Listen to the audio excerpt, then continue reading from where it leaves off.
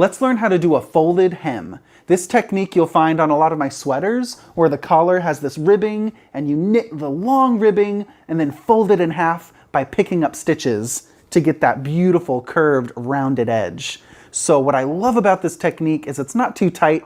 You get that beautiful professional finish. You might find it on socks, sweater cuffs, or collars. So let's dive in and learn this fun technique. For the folded hem, you want to work your ribbing or stitch pattern twice as long as you want your hem to be. So I'm knitting a sock and I want the cuff to be about that long. So I knit twice as long as I want my cuff to be. This is the right side of the fabric. And what I like to do is look at the right side, look at your first stitch at the beginning of the round, go all the way down to the cast on edge and place a stitch marker where that first stitch is at the edge. This is going to be the first stitch you pick up. Okay, look at the right side. You're going to fold the fabric inside like this. And look at that marked cast on stitch. You want to line that up with your first live stitch. So fold it inside out. And this is going to be what my sock cuff length is going to be. Once you fold it inside out like this, if it looks too short to you, then knit a few more rounds or rows, or yeah, knit a few more rounds. So I'm going to take my working tail of yarn and I'm going to knit through that first stitch and I'm going to stick my needle through that picked up strand thanks to my stitch marker. And you're going to bring the yarn through both of those stitches and off. We're going to do that for every stitch. Insert the needle into the next stitch, and then you want to look for the next little strand of yarn right there and pull it through the live stitch and the picked up stitch. Knit through the next stitch and look where's that next strand of yarn. I did a long tail cast on, so each one of these little single strands of yarn will be the next stitch. So here's my next one that I see. Pull it through and pull it through the live stitch. There we go. Keep on doing that. Knit through the live stitch and tilt the knitting so you can see that next picked up stitch. Let's do a couple more of those for you English style knitters. Dive through the live stitch. And with the right needle, pick up the next single strand of yarn from the cast on edge. Right there. Wrap the yarn around and pull it through both of those stitches. Ooh. There we go. Insert the right needle through the live stitch. Pick up that next little strand of yarn at the cast on edge, wrap the yarn around, and pull it through. Pointy needle tips help with this to make sure you grab the yarn through both of those stitches. And if you're not sure which strand to pick up along your cast on edge, just start picking up and try to get every next stitch. And if you're not sure where you are in your round, just double check.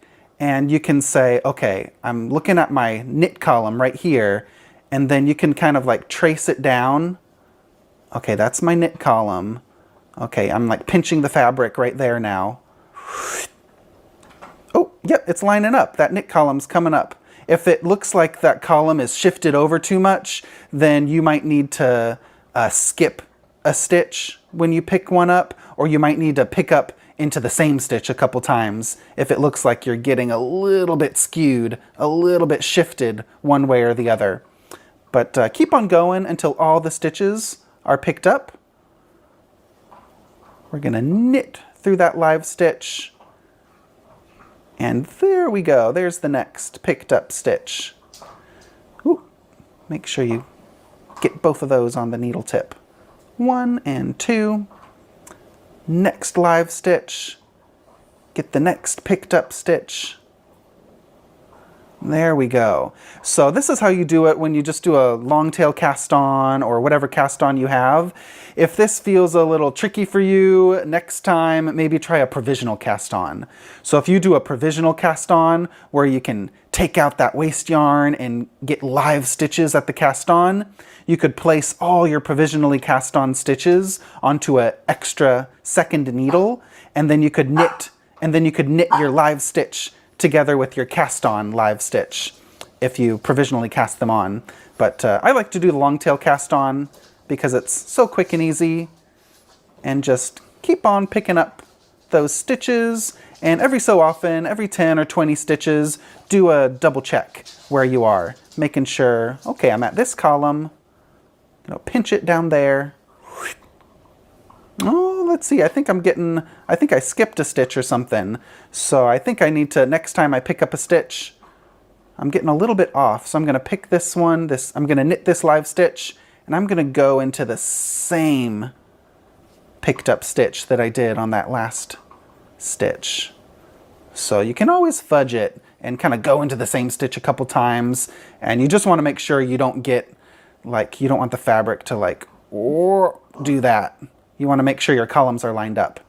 So keep on going until you have all the stitches attached, and once you do that, you're going to have this beautiful folded hem that looks really nice on the inside and outside, and it gives this double thick hem to your sweaters, or it's a stretchy double thick layer to your sock cuffs, and it's really nice and beautiful on both sides.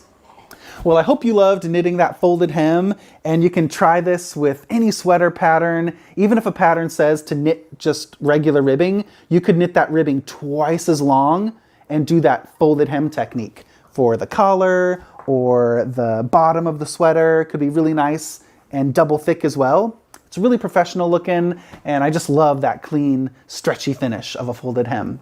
So if you love this video, I have a lot more technique videos here on my YouTube channel, so feel free to subscribe and click away and find some other techniques that strike your imagination to get you learning some new knitting skills. I'll see you in the next video.